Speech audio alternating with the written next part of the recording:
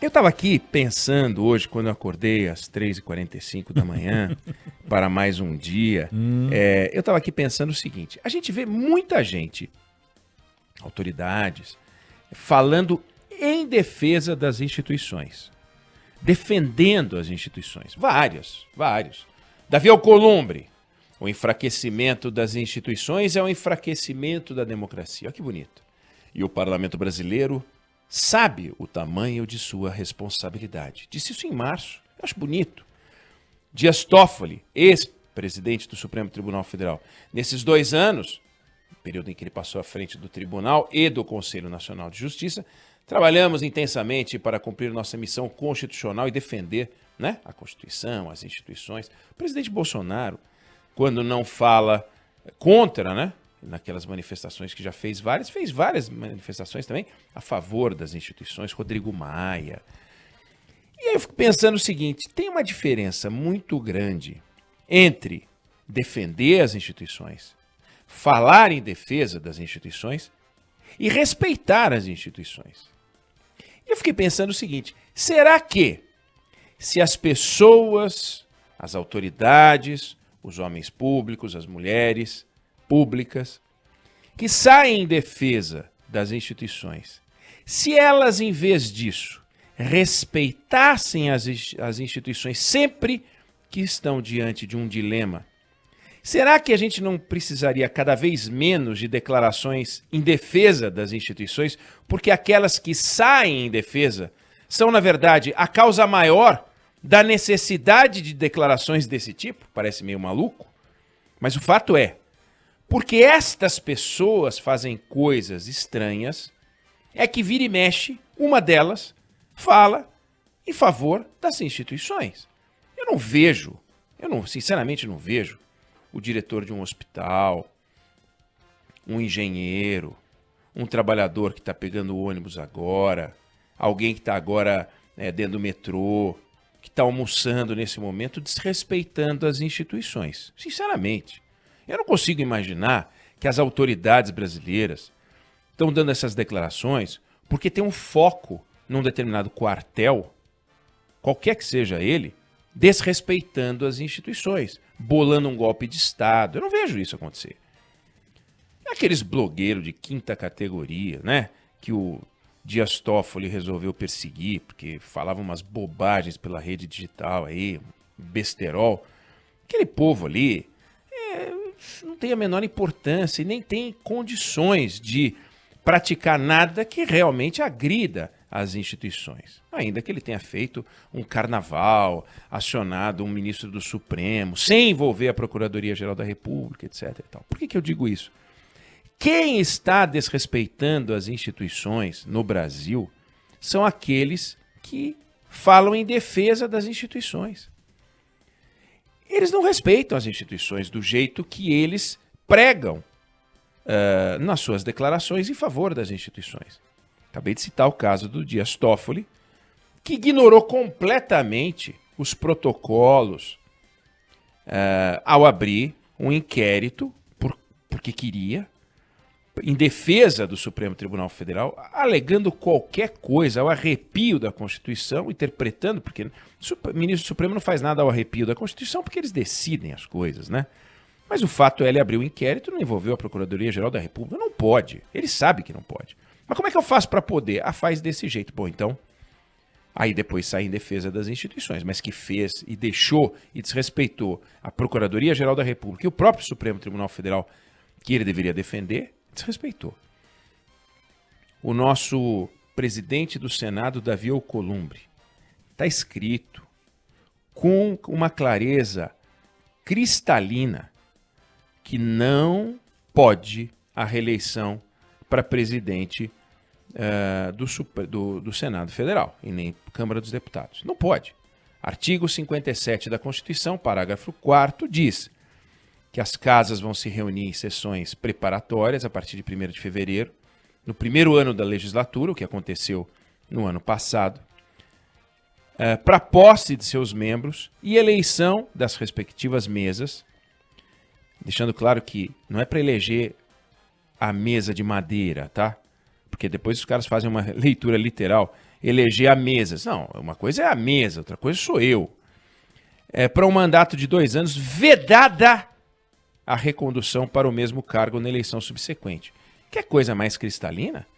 Vedada a recondução para o mesmo cargo na eleição subsequente. Não pode. Não pode. Tem lá uma senadora, amiga do Davi Alcolumbre, que apresentou uma PEC agora para emendar o artigo 57, que é uma discussão, inclusive, de cunho ético. Quer dizer, ele foi eleito para não ser reeleito. Ele foi eleito para não ser reeleito. E agora faz uma PEC para se reeleger. Que queira uma PEC para reeleger o presidente do Senado, tudo bem, mas valendo para aquele que foi eleito para não ser reeleito? Patético. Patético. Mas ela apresentou, senadora Rose de Freitas. A Advocacia Geral da União, se manifestando sobre esse assunto, que a Constituição deixa claro que não pode, fala, não, isso é um assunto interno do Senado. Como assim? A Constituição agora não vale no artigo 57? Os advogados do Senado, funcionários públicos, defenderam a reeleição por semelhança ao Poder Executivo. Se o presidente pode ser reeleito, se o governador pode ser reeleito, se o prefeito pode ser reeleito, por que não o presidente do Senado? Cristo do céu. O presidente, o governador e o prefeito são reeleitos não por um colégio eleitoral formado por iguais, por pares. Não é o presidente não é eleito por presidentes, o governador não é eleito por governadores, o prefeito não é eleito por prefeitos. Presidente, governador e prefeitos não podem ser comparados a esse caso, porque eles são eleitos pelos eleitores, pessoas que vão às urnas e decidem escolher alguém, um mandatário. Como elegem o senador, que aliás também é um voto majoritário. O senador pode ser reeleito várias vezes seguidas, não tem problema nenhum, eleição a cada 8 anos.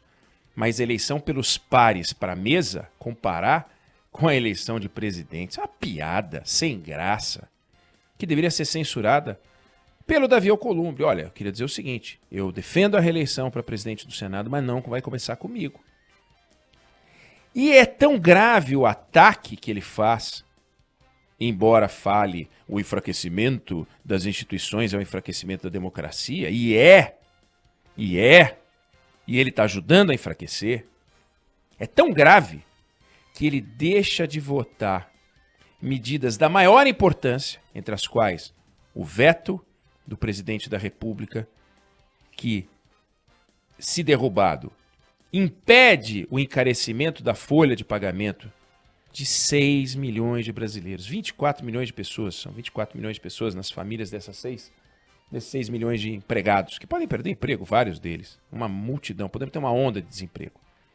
Mas não, como ele está conchavando para se reeleger, ele deixa isso de lado.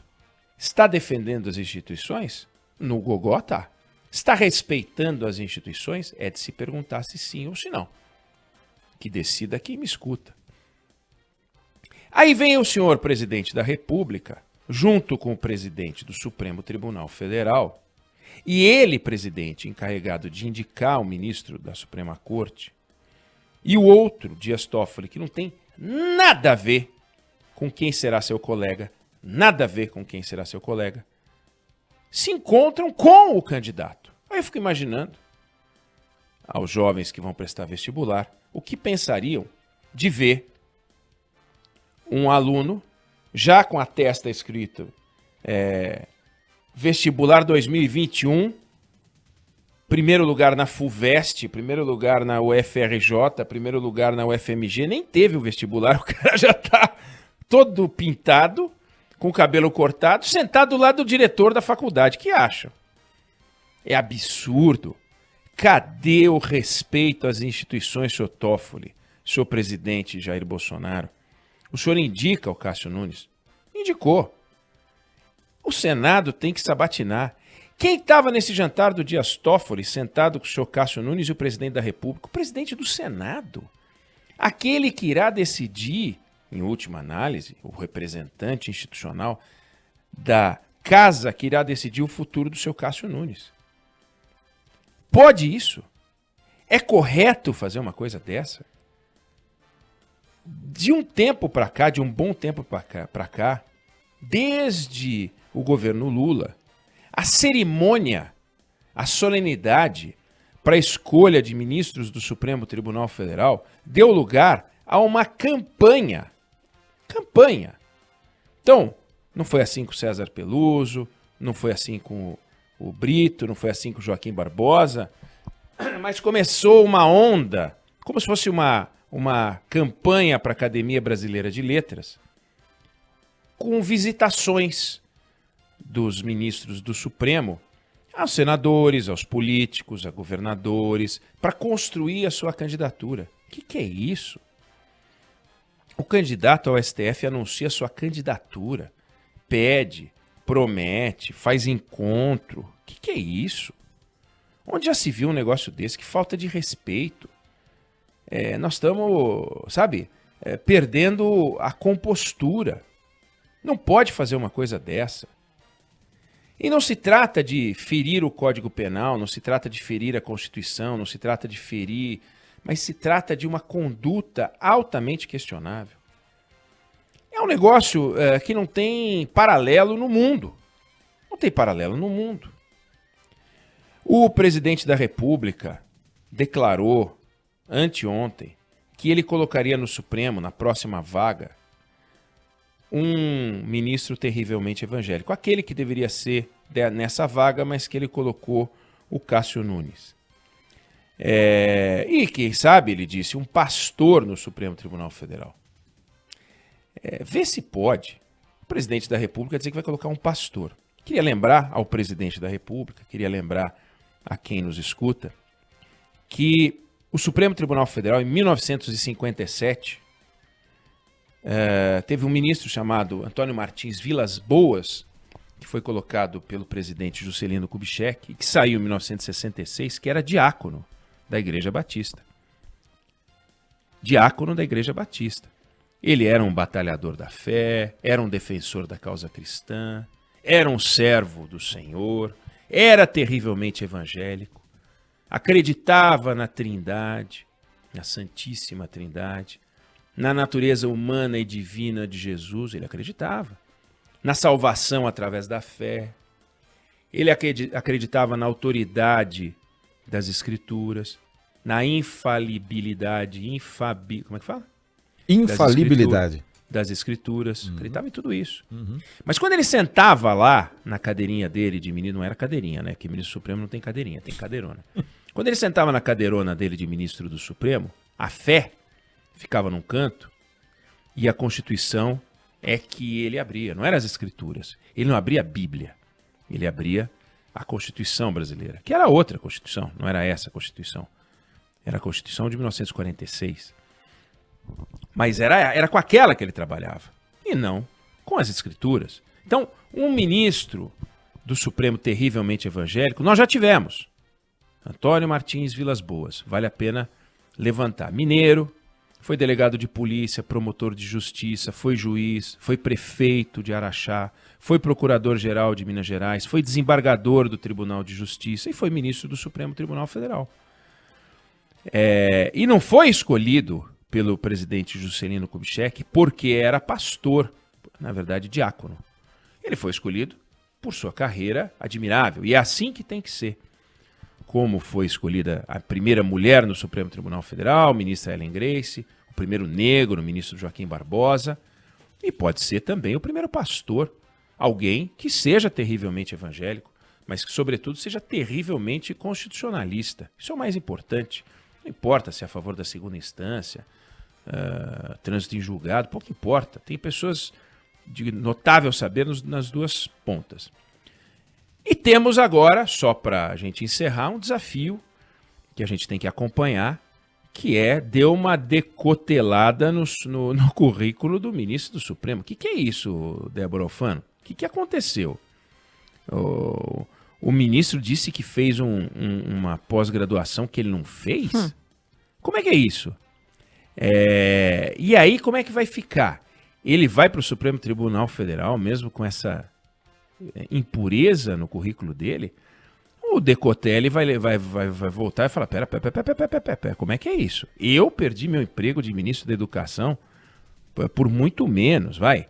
Esse aí, ele quer ser ministro da Suprema Corte Brasileira e o currículo dele não traduz aquilo que ele fez, aquilo que ele escreve no currículo dele não traduz o que a vida dele é, e ele vai passar pela sabatina do Senado. E aí, como é que isso fica? Bom, vamos acompanhar essa história, que é a história que vai correr, isso vai pegar ainda, mas vamos pensar, e eu queria deixar essa mensagem, viu, dona Ivone Kakinoff, que se aqueles que defendem a Constituição, que falam em defesa da Constituição, passarem a respeitá-la, talvez um número menor de vozes precise defender a Constituição, porque são essas mesmas vozes que precisam ser lembradas de que a Carta Constitucional é feita para ser respeitada.